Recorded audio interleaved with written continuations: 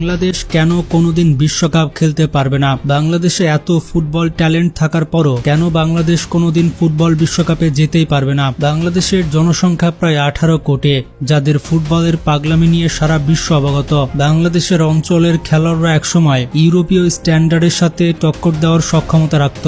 সেই অঞ্চলে ফুটবলের অবস্থা এত খারাপ হলো কিভাবে? কেন বাংলাদেশ ফুটবলের সোনালী ইতিহাস নিয়ে আমাদের পড়ে থাকতে হয়?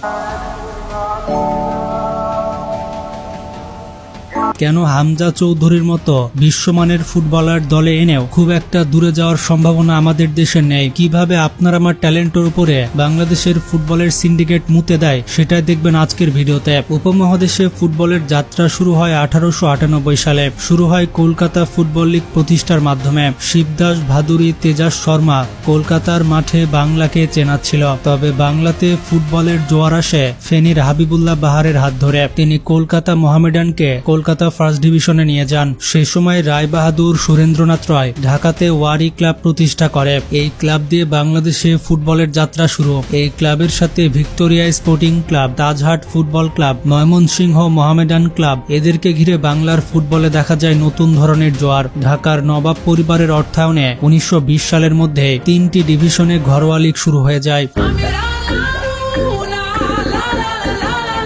একই সাথে রাজশাহী এবং ময়মনসিংহ অঞ্চলে বিভিন্ন রিজিওনাল খেলা শুরু হয়। সেই সময় আমাদের দেশের ফুটবলের স্ট্রাকচার ইউরোপের দেশের মতো এগোচ্ছিল, যার রেজাল্ট হিসেবে আমরা পাই সৈয়দ আব্দুস সামাদ। তাকে বলা হয় ফুটবল জাদুকর। চায়নার সাথে বাংলাদেশের ম্যাচের মাত্র 15 মিনিট বাকি। সেই সময় ভারতবর্ষ পিছিয়ে ছিল 3 গোলে। আব্দুস সামাদকে কোচ খেলায়নি, কারণ ইনজুরি ছিল। তিনি কোচকে রিকোয়েস্ট করলেন যে তাকে মাঠে নামাতে। 15 মিনিটে সে 4টি গোল দিবে, এমনটাই তিনি বললেন। শেষমেশ কোচ বাধ্য হয়ে তাকে নামায়, আর পুরো স্টেডিয়ামকে তাক লাগিয়ে এই লোক আসলেই 15 মিনিটে 4টি গোল করে দেন। বলা হতো ভারতবর্ষ যদি ইংরেজদের আন্ডারে না থাকতো তাহলে সৈয়দ আব্দুস সামাদ ওয়ার্ল্ড কাপের বেস্ট 11-এ জায়গা করে নিত।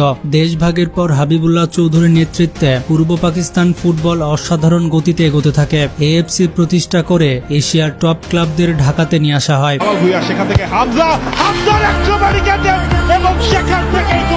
যেটা আজকের দিনে ইউএফএ চ্যাম্পিয়ন্স লিগ বলা যেতে পারে। পূর্ব পাকিস্তানের এমন ডমিনেশন পশ্চিমের সহ্য হয় না। তারা নিয়ম করে দেয় যে 5 জনের বেশি পূর্ব পাকিস্তানের প্লেয়ার খেলতে পারবে না। এই সিদ্ধান্ত যে ধাক্কাটা দিয়েছিল সেটা বড়ই ক্ষতি করেছিল। তবে ক্লাব পর্যায়ের চিত্র ভিন্ন ছিল। বাফুফে প্রতিষ্ঠা হওয়ার পর লোকাল রিজিওনাল লিগগুলো থেকে ভালো প্লেয়ার উঠে আসছিল।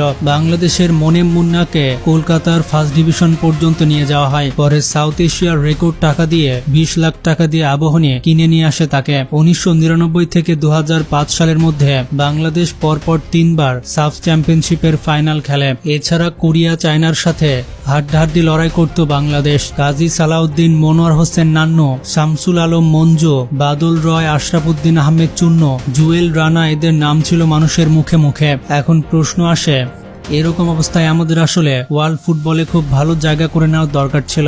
সেখান থেকে বাংলাদেশের এত খারাপ অবস্থা কিভাবে হলো? যাদের নাম বললাম তারা সবাই বিভাগীয় এবং জেলা পর্যায়ে খেলে ক্লাব ফুটবল খেলে আসা প্লেয়ার। কেউই শুরু থেকে আবাহনী কিংবা মোহামেডানে খেলেনি।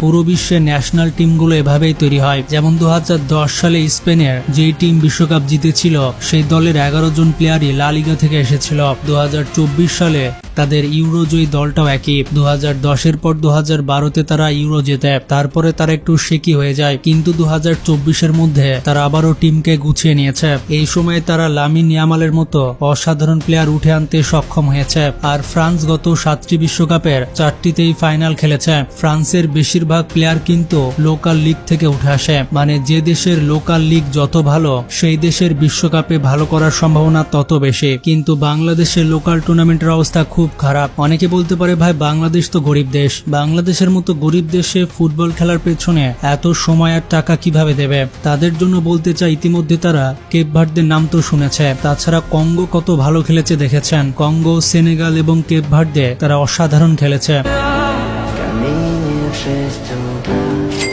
যুদ্ধ, দারিদ্রতা এগুলোকে হার মানিয়ে এই দেশগুলো বিশ্বকাপে খেলতে এসেছে। কেপ ভার্দের সকল জনসংখ্যা আমাদের একটি ছোট্ট শহরে এঁটে যাবে। তারা বিশ্বকাপ খেলে আর আমরা তালি দিই। এখানে টাকা, জনসংখ্যা, কালচার সমস্যা নয়, সমস্যা হচ্ছে দুর্নীতি এবং অবহেলা। গত কয়েক বছরে কোনো জেলাতে বাংলাদেশ ফুটবল ফেডারেশন কোনো টুর্নামেন্ট করেছে? এমনকি 2024 সালের আগে বাংলাদেশের ডোমেস্টিক লিগ 14 বছর ধরে মাঠে নামেনি। কি করেছে বাফুফে এই 14 বছর? সালাউদ্দিন আহমেদ 16 বছর বাফুফের প্রেসিডেন্ট ছিল। তার 16 বছরে 12 বছরই কোনো লিগ নামায়নি, কিন্তু প্রতিবারই প্রেসিডেন্ট নির্বাচিত হয়েছে। প্রেসিডেন্ট হয়ে দুর্নীতিতে এক ধাপও পিছিয়ে ছিলেন না। ফিফা এবং AFC থেকে আমরা বছরে 20 থেকে 22 কোটি টাকা পাই, কিন্তু এই টাকাতে বাফুফে কি করেছে? 2009 থেকে 2012 সাল পর্যন্ত BPL নামের একটি টুর্নামেন্ট করার চিন্তা ভাবনা করা হয়। টুর্নামেন্ট শুরু হলে প্লেয়াররা পারিশ্রমিক পেত না, ম্যাচগুলো ভালো মতো অনুষ্ঠিত হতো না, যার কারণে বন্ধ হয়ে যায়। টাকা কিন্তু বাফুফের কাছে আসছে। আর একটা সময় ফিফা নড়ে চড়ে বসে। বাংলাদেশের জেনারেল সেক্রেটারিকে 2 বছরের জন্য ব্যান করা হয়। কারণ ছিল ফিফার ফান্ড মিসম্যানেজমেন্ট। আর বাংলাদেশের নারী ফুটবল দল অলিম্পিক কোয়ালিফাই খেলতে যেতে পারেনি, কারণ টাকার অভাব। 18 কোটি জনসংখ্যার একটি দেশে টাকার অভাবে অলিম্পিক কোয়ালিফাই খেলতে যেতে পারেনি। আবার এই বাংলাদেশ ফুটবল ফেডারেশন নারী ফুটবল জাগরণের ক্রেডিট নিতে চায়। মেয়েদের এই দলটি একের পর এক ট্রফি এনেছে, এমনকি সাফ টুর্নামেন্ট জিতে এসেছে। সিলেটে তাদের খেলা দেখার জন্য 50,000-এর উপর মানুষ জড়ো হয়। সিলেট স্টেডিয়ামের সেই ধারণ ক্ষমতাই ছিল না। সেই মেয়েরাই নাকি অলিম্পিক কোয়ালিফাই খেলতে যেতে পারে না শুধুমাত্র টাকার অভাবে।